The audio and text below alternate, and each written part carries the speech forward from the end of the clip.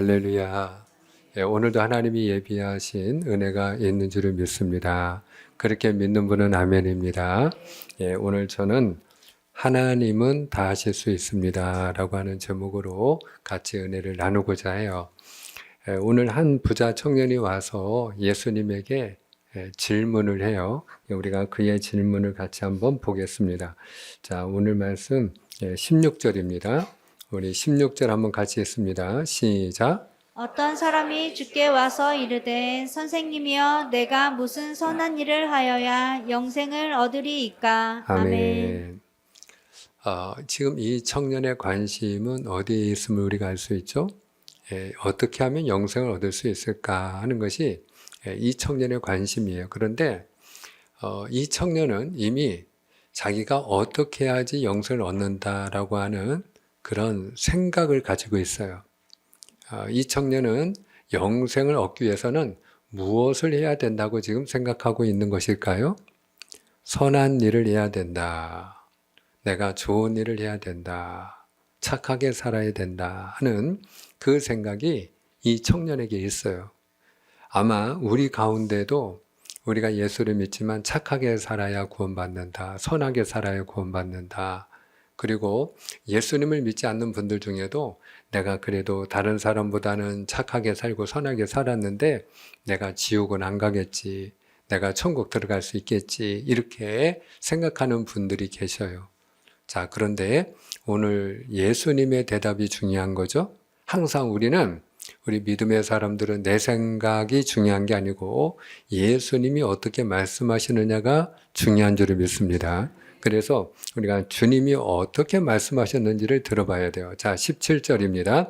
또 다 같이 시작. 예수께서 이르시되 어찌하여 선한 일을 내게 묻느냐. 선한 이는 오직 한 분이시니라. 내가 생명에 들어가려면 계명들을 지키라. 아멘, 아멘. 자, 여기 보니까 예수님께서 야, 너 참 귀하구나, 훌륭하구나. 너가 정말로 그렇게 선한 일에 관심을 가지고 있으니 내 마음이 기쁘구나. 이렇게 칭찬을 해주셔야 되는데 예수님은 그렇게 말씀하고 있지 않네요. 네가 어찌하여 나에게 선한 일을 묻느냐 이렇게 물으시면서 반문을 하시면서 오히려 선한 이는 한 분밖에 안 계시다라는 거예요. 그분이 누구이실까요? 하나님 한 분만 선하시다라는 거예요. 다시 얘기하면 너가 생각하는 것처럼 그렇게 우리가 선한 일을 한두 가지 더 한다고 해서 선한 사람이 될 수 있다는 거예요? 없다는 거예요? 없다는 거예요. 여러분, 우리가 가지고 있는 기준이 있어요. 우리가 가지고 있는 가치관이 있어요. 그래서 다른 사람보다 내가 좀 더 착하게 선하게 살면 나는 착한 사람이고 선한 사람이고 법이 없어도 사는 사람이다. 이런 생각을 우리는 가지고 있죠. 자, 그런데 여러분 이걸 우리가 알아야 돼요. 우리가 선한 일을 한두 가지 더 한다고 해서 죄는 안 짓죠? 우리가 전혀 죄와 상관없는 삶을 살죠? 항상 착한 일만 하고 선한 일만 하고 우리가 생각하고 말하고 우리가 품는 모든 마음들이 항상 악한 생각은 우리가 품지 않죠? 우리의 말로 인해서 다른 사람들이 상처를 받거나 실족하는 일은 없었죠? 여러분 그렇지 않아요. 사랑하는 여러분, 오늘 예수님이 선한 분은 오직 한 분이시니라. 하나님만이 선하시니라. 이 말씀을 하시는 이유가 뭐냐면 어느 인생도 어떤 사람도 누구든지 간에 한두 가지 더 선한 일을 한다고 해서 선한 사람이 될 수는 없다라는 거예요. 그래서 성경은 우리 인생, 우리 인간을 가리켜 어떻게 말씀하느냐? 의인은 없나니 하나도 없다. 그렇게 말씀하셔요. 다 죄인이라는 거죠. 모든 사람이 죄를 범하였음에 하나님의 영광에 이르지 못하게 되었다라고 말씀하고 계셔요. 한번 따라합니다. 나는 죄인입니다. 아멘입니까? 여러분, 다른 사람보다는 내가 착할 수 있어요. 내가 다른 사람보다는 한두 가지 더 선한 일을 하면서 지낼 수는 있어요. 그러나 하나님이 보시기에 우리는, 저와 여러분은 다 죄인이다 하는 것이에요. 그러므로 오늘 우리가 분명히 알아야 될 것이 있는데 오늘 주님이 들려주시는 이 말씀을 통하여 선한 분은 오직 하나님 한 분뿐이다 라고 하는 이 예수님의 대답을 통해서 우리가 중요한 진리를 하나 배우게 됩니다. 그게 뭐냐면 영생은 선한 일을 해서 얻을 수 있는 것이 아니다 하는 것이에요. 영생은 선한 일을 해서 얻을 수 있는 것이 아니다.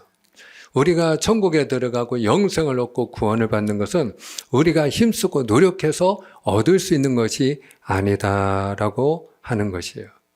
자, 그러면 우리가 어떻게 해야지 그러면 구원을 받고 영생을 얻을 수 있을까? 주님께서 너 생명에 들어가기를 원해? 그러면 계명을 지켜. 그러면서 살인하지 말라, 간음하지 말라, 도둑질하지 말라, 거짓 증언하지 말라, 내 부모를 공경하라, 이웃을 내 몸처럼 내 자신처럼 사랑하라 이렇게 말씀을 주셔요. 그랬더니 아마 저는 예수님이 어느 정도 예측하셨으리라 생각은 하는데 우리 같으면 좀 당황스러운 답을 청년에게 들어요.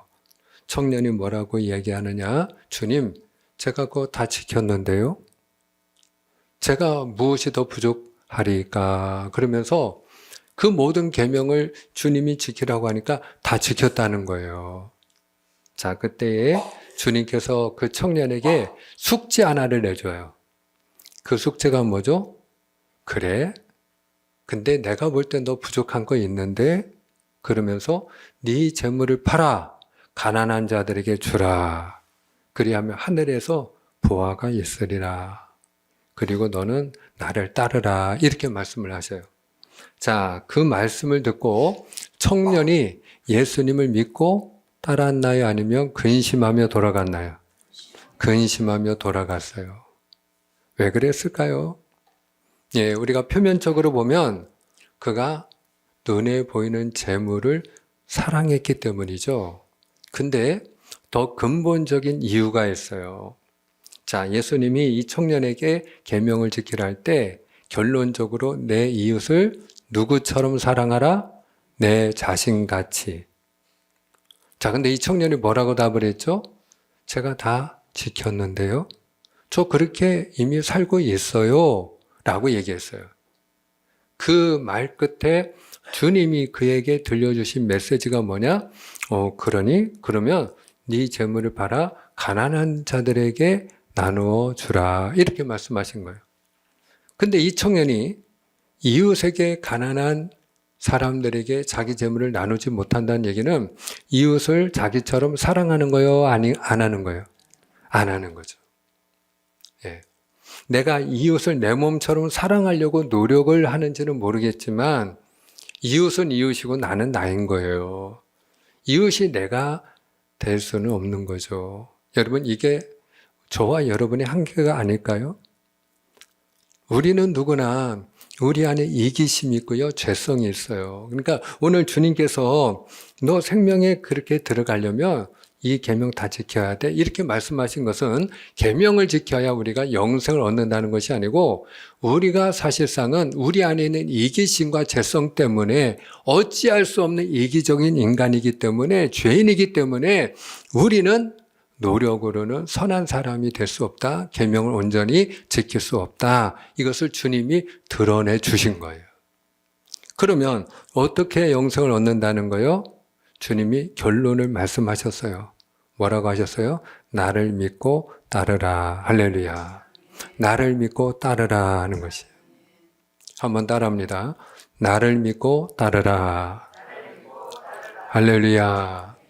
여러분, 우리가 영생은요, 내가 노력하고 힘쓰고 애써서 얻는 게 아니라 우리가 주 예수를 믿을 때 하나님의 은혜로 주어지는 것인 줄로 믿으시기를 축원합니다. 그래서 에베소서 2장 8절과 9절에 뭐라고 말씀했죠? 너희가 그 은혜를 인하여 믿음으로 말미암아 구원을 얻었나니 이것이 너희에게서 난 것이 아니요 하나님의 선물이라.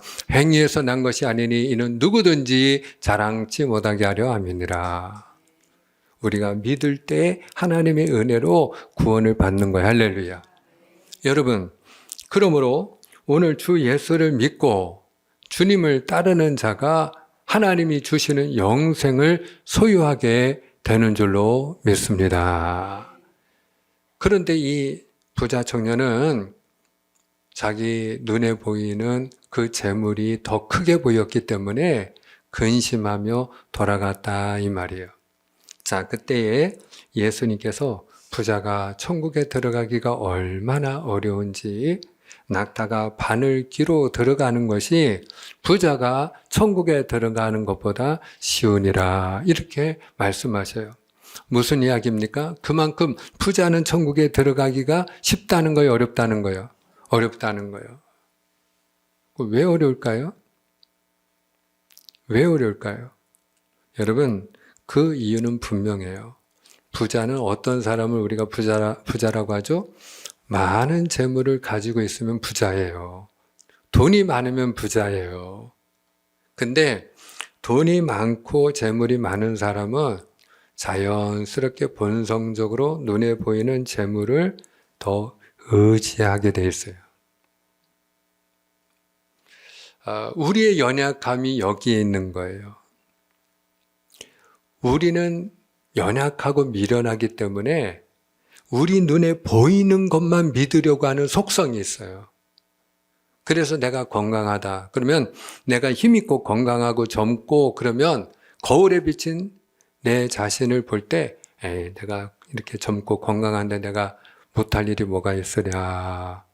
그 자기 젊음을 믿고 건강을 믿는 거예요. 재물이 많으면 그 눈에 보이는 재물을 보면서 미소를 짓고 흐뭇해하는 거예요.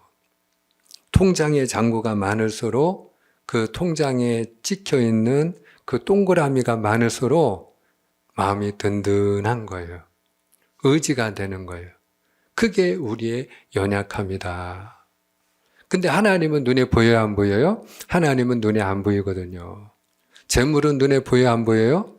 예, 재물은 눈에 보여요. 분명히 통장에 동그라미가 많이 쳐져 있다 이 말이죠. 그러니까 재물은 눈에 보이니까 부자가 천국에 들어가기 어려운 이유? 하나님은 보이지 아니하고 그 많은 재물은 그의 눈에 보이기 때문에 많은 재물을 더 의지함으로 그가 예수를 믿고 의지할 수 없는 거예요. 사랑하는 여러분, 저는 오늘 이 시간 주님의 이름으로 축복하는 것은 그 누구보다도 예수님을 사랑하는 자가 되기를 주님의 이름으로 축복합니다. 그 무엇보다 예수님을 더욱 신뢰하는 자가 되기를 주님의 이름으로 축복합니다. 그러니까 오늘 제자들이 예수님께 묻는 거예요. 주님, 그렇다면 누가 구원 얻을 수 있으리까? 왜? 이 부자 청년뿐만 아니라 저나 여러분도 연약하기 때문에 눈에 보이지 않는 하나님보다 눈에 보이는 재물, 눈에 보이는 건강, 눈에 보이는 어떤 백, 눈에 보이는 어떤 사람을 의지한다 이 말이죠. 벌써 우리의 사랑하는 자녀들이 잘 장성하게 크기만 해도 마음이 든든해요.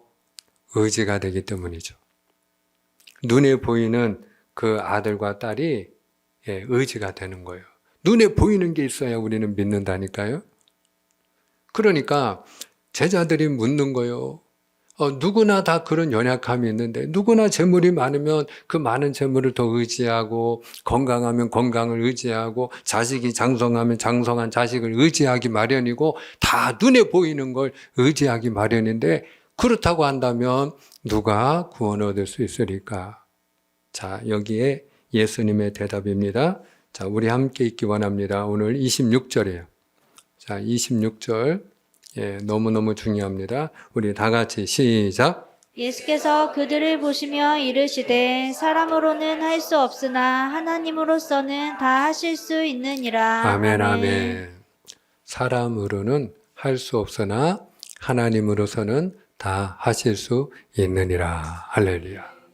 사랑하는 여러분, 사실 가만히 우리 자신을 들여다보자고요. 나같이 교만한 사람이 또 있나? 여러분, 저는 그런 생각을 해봤어요. 오늘 내가 예수 믿고 있다는 거, 오늘 내가 이 자리에 있다는 거, 하나님을 예배하는 자리에 있다는 거, 기적 아닌가요? 기적입니다. 나 같은 사람이 눈에 보이지 않는 하나님을 믿고 신뢰하고 그분을 의지하고 그분을 예배하기 위하여 이 주일을 지키고 있다는 거. 여러분, 이거 기적이에요. 이거 놀라운 일이에요. 내가 힘쓰고 애쓰고 노력하고 내가 의지가 강해서 예수 믿는 거 아닙니다. 오늘 이 자리에 나온 거 아닙니다. 이걸 우리가 뭐라고 하느냐? 하나님의 기적이다. 내가 예수 믿는 게 하나님의 기적인 줄 믿으시면 아멘입니다. 내가 예수 믿고 있는 것이 하나님의 은혜 중에 은혜인 줄로 믿으시면 아멘입니다. 여러분, 내가 예수 믿는다는 사실처럼 기적이 없어요. 나 같은 사람이 예수를 겸손히 믿고 있다? 겸손히 하나님의 성소에 나와서 그분을 찬양하고 예배하고 있다? 그분 앞에 내가 고개를 숙이고 엎드려 기도를 한다? 이건 여러분 기적 가운데 기적이고요. 은혜 중에 은혜라고 할 수가 있어요. 누가 하신 거예요? 하나님이 하신 거예요. 따라합니다. 하나님이 하셨습니다. 하나님이 하셨습니다. 아멘입니까? 내가 예수 믿는 건요. 내가 이 자리에 있는 건요. 내 의지로 내가 노력해서 된 것이 아니고 하나님이 하신 일인 줄로 믿으시를 바랍니다. 하나님이 하신 일이에요. 사실 누구나 다 눈에 보이는 걸 의지하지 눈에 보이지 않는 하나님을 더 신뢰하고 의지하고 사랑하는 일은 기적 아닌가요? 하나님이 나를 사랑하시어서 하나밖에 없는 아들 예수님을 보내주셨는데 그분이 이 땅에 오셔서 나를 대신하여 십자가 위에서 피 흘리고 죽으셨다. 이게 너무나도 놀라운 복음이고 여러분 기쁜 소식 가운데 기쁜 소식이지만 사실은 믿기 어려운 메시지 아닙니까? 하나님이 나 같은 걸 위해서 하나밖에 없는 아들 예수님을 보내주신 것도 모자라서 그분을 십자가에 못 박으셨다? 자기 아들을 피 흘리기까지 하셨다? 여러분 이걸 우리가 믿고 있다는 게 기적인 줄 믿으시길 바랍니다. 이게 하나님이 하신 일이에요, 여러분. 이게 하나님이 하시는 일이에요. 그러니까 사실 우리 주변에 보면은 우리의 생각에 저 사람은 예수 믿기 힘들겠다. 근데 어느 순간 보면 저도 교회 다니고 있어요. 이러는 경우가 종종 있어요. 여러분, 누가 하시는 일이에요? 하나님이 하시는 일이에요. 하나님이 하시는 일이에요. 사랑하는 여러분, 오늘 이 시간 하나님이 어떤 분인지를 우리가 분명히 알기를 원하는데요. 나는 할 수 없지만 하나님은 능치 못함이 없는 분인 줄로 믿으시를 바랍니다. 하나님은 모든 것을 하실 수 있는 분인 줄로 믿으시를 바랍니다. 하나님이 모세를 불렀죠. 그리고 너는 바로에게 가라 내 백성 이스라엘을 인도해 내라 젖과 꿀이 흐르는 가나안으로 들어가라 이렇게 하나님이 모세를 부르셨어요. 그때에 모세가 하나님 저는 입이 뻣뻣하고 그리고 말하는 것도 어눌한 사람인데 보낼 만한 사람을 보내시죠. 그러니까 하나님이 야, 네 손 한번 품에 넣어볼래? 넣었다가 뺐더니 나병이 눈처럼 걸린 거예요. 나병에 걸려서 손이 눈처럼 변해서 하나님이 다시 품에 넣었다 뺄래? 품에 넣었다 다시 빼니까 예전의 살처럼 멀쩡해지는 거예요. 네 손에 뭐가 있지? 지팡이 있는데요. 던져볼래? 던졌더니 살아있는 뱀이 돼서 자기를 공격하려고 하는 거예요. 그 꼬리 잡아볼래? 뱀의 꼬리를 딱 잡았더니 꼬리부터 빳빳해지면서 다시 지팡이가 되는 거예요. 그때 하나님이 모세에게 뭐라고 말씀하셨느냐? 입을 지으신 이가 누구냐? 너 말 못한다고? 그 입을 지은 이가 누구냐? 그러면서 하나님이 자기 자신을 모세에게 소개를 하셨어요. 자, 출애굽기 3장 14절입니다. 하나님이 자기를 누구라고 소개하는지 우리 한번 같이 듣기 원합니다. 다 같이 시작. 하나님이 모세에게 이르시되 나는 스스로 있는 자이니라. 또 이르시되 너는 이스라엘 자손에게 이같이 이르기를 스스로 있는 자가 나를 너희에게 보내셨다 하라. 아멘, 아멘. 여기 보니까 하나님이 자기를 누구라고 소개해요? 나는 스스로 있는 자이니라. 나는 스스로 있는 자다. I am that I am. 나는 처음부터 스스로 있는 자다. 이게 무슨 뜻이냐면 나는 만물의 근원이다 이 말이에요. 모든 것이 나로 말미암아 지어졌느니라 이 말이에요. 여러분 처음부터 스스로 계셔서 오늘날 하늘 아래 이 땅에 있는 모든 만물을 있게 하신 분이 하나님이신 줄로 믿으시길 바랍니다. 그러므로 오늘 저와 여러분을 있게 하시고 우리가 사용하는 이 땅의 모든 만물을 있게 하시고 우리가 눈으로도 다 그 끝을 관측할 수 없는 말 그대로 640억 광년 이상의 그런 이 광활한 끝이 보이지 않는 무한한 우주를 지으신 분이 하나님이시라면 그 하나님은 어떤 분일까요? 능치 못함이 없는 분입니다. 할렐루야. 하나님은 다 하실 수 있는 분인 줄로 믿으시길 바랍니다. 지난 20일 날 울산에서 한 40대 여성하고 두 아들이 숨진 채 발견이 됐어요. 근데 외부에서 침입한 흔적도 없고 외상도 없어요. 그러니까 스스로 말하자면 극단적인 선택을 한 거죠. 근데 왜 그렇게 되었을까? 물론 수사 중에 있지만 추정되는 건 뭐냐? 이 여성분이 얼마 전에 남편하고 이혼을 했어요. 그리고 경제적으로 어려운 형편이에요. 그러니 본인이 자기 삶이 많이 비관됐겠죠. 내가 어떻게 이 두 아들과 살 수 있을까? 얼마나 그 마음에 절망이 됐겠어요. 제가 초등학교 6학년 13살 때 저희 아버님이 돌아가셨어요. 그때 어머님이 아버님과 사별한 그 연세가 51세.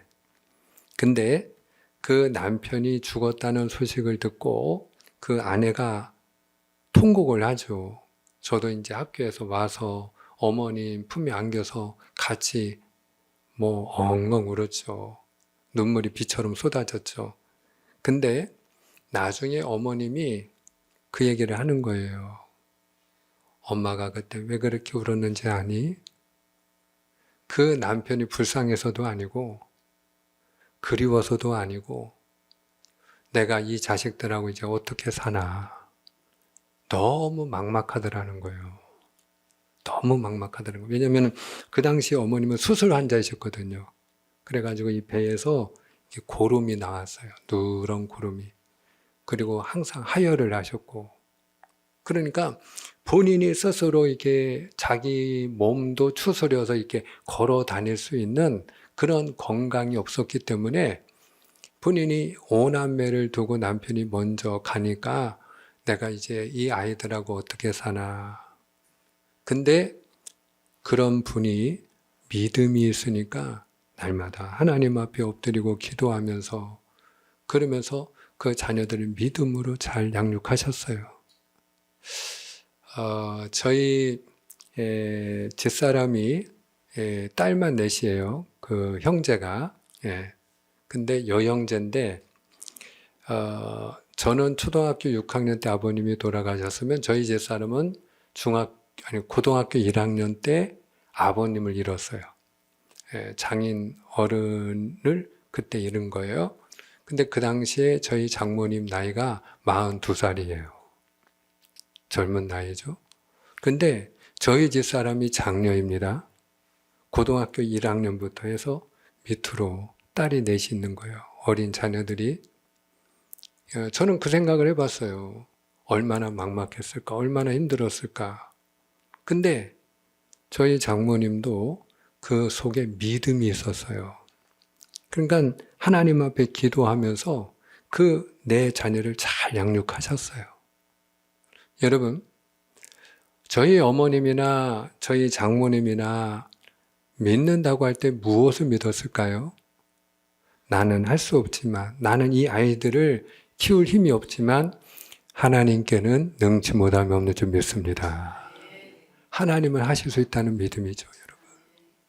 이 믿음이 없으니까 저는 그런 안타까움이 있었어요. 사실 그 두 아들하고 목숨을 끊은 이 40대 여성분의 경우에 아들이 고등학생이더라고요.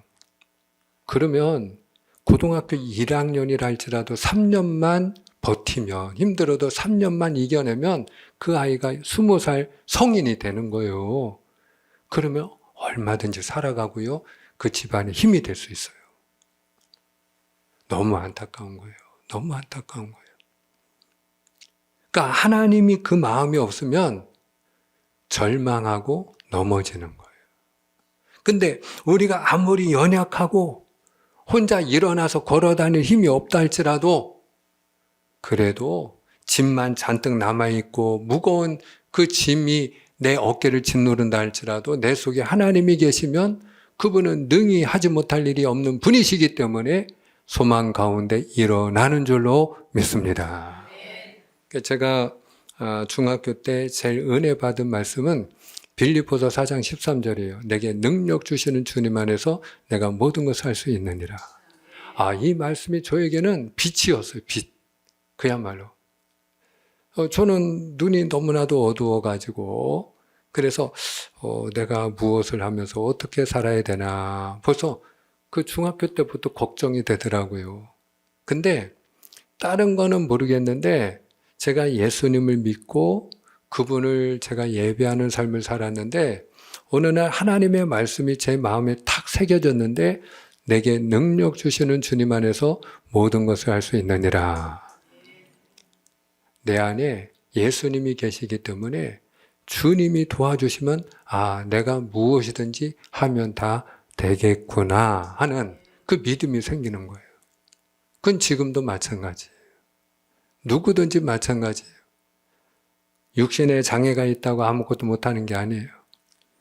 여러분 우리가 건강을 잃었다고 아무것도 못하는 거 아니에요. 우리가 가진 게 없다고 아무것도 못하는 거 아니에요. 배운 게 없다고 아무것도 못하는 거 아니에요. 내 안에 예수가 계시다면 그분 안에서 능히 하지 못할 일이 없는 줄로 믿으시를 축원합니다. 그러니까 여러분 오늘 저나 여러분에게 가장 큰 위로가 되는 하나님의 약속이 뭐냐? 내가 너와 함께하리라 아니겠습니까? 내가 너와 함께하리라. 오늘 모세에게 하나님이 내가 너와 함께하리라. 가라 모세. 여러분 여호수아가 가나안 땅을 들어가기 전에 두려움에 사로잡혀 있던 그 젊은 여호수아에게 하나님이 들려주신 약속이 뭐예요? 내가 내게 명한 것이 아니냐. 마음을 강하게 하고 담대히 하라. 두려워 말며 놀라지 말라. 너희 하나님 나 여호와가 너와 함께 하느니라. 근데 그 말씀이 여호수아에게 큰 힘이 됐어요. 하나님이 어떤 신무기를 준 게 아니에요. 오늘날 같은 어떤 핵무기를 준 게 아니에요. 한순간에 그냥 상대방을 제압할 수 있는 강한 군대를 주신 게 아니에요. 그냥 딱 한마디 들려주셨어요. 내가 네 옆에 있어. 이 한마디 딱 들려주셨어요. 근데 이 말씀이 왜 힘이 되었을까요? 어떻게 모세가 바로를 이기고 자기 백성을 인도할 수 있는 그런 무기가 되고 여호수아가 가나안 땅을 점령하는 무기가 될 수 있었을까요? 나와 함께 하시는 하나님은 어떤 분이시기 때문입니까? 모든 것을 다 하실 수 있는 분이기 때문에 할렐루야. 따라합니다. 사람으로는 할 수 없으나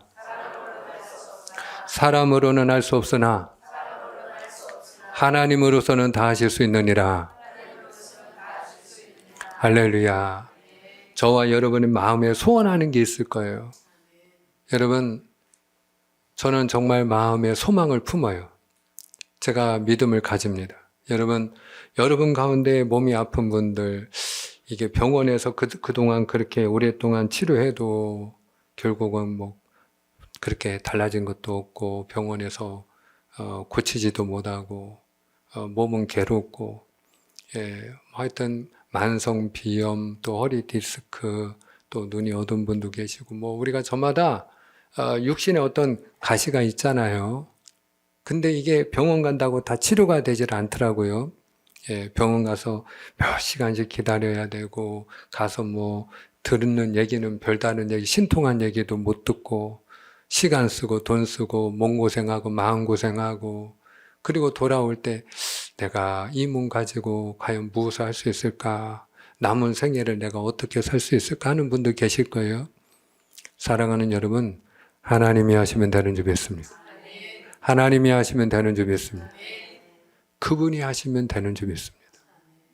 그러니까 우리에게 불가능은 없다. 내가 능력이 있기 때문에 아니요. 내 안에 계신 나와 함께 하시는 하나님이 능히 하지 못할 일이 없는 전능하신 하나님이시기 때문입니다.